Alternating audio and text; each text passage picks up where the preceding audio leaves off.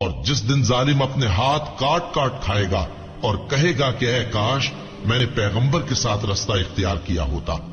ہائے شامت کاش میں نے فلاں شخص کو دوست نہ بنایا ہوتا، اس نے مجھ کو کتاب نصیحت کے میرے پاس آنے کے بعد بہکا دیا۔ اور شیطان انسان کو وقت پر دغا دینے والا ہے۔ یوں نہیں، جب زمین کوٹ کوٹ کر برابر کر دی جائے گی اور تمہارا پروردگار جلوہ فرما ہوگا اور فرشتے قطار در قطار آ جائیں گے اور دوزخ اس دن سامنے لائی جائے گی، تو انسان اس دن سوچے گا، مگر اب سوچنے سے اسے فائدہ کہاں مل سکے گا؟ کہے گا کاش میں نے اپنی اس زندگی کے لیے کچھ آگے بھیجا ہوتا،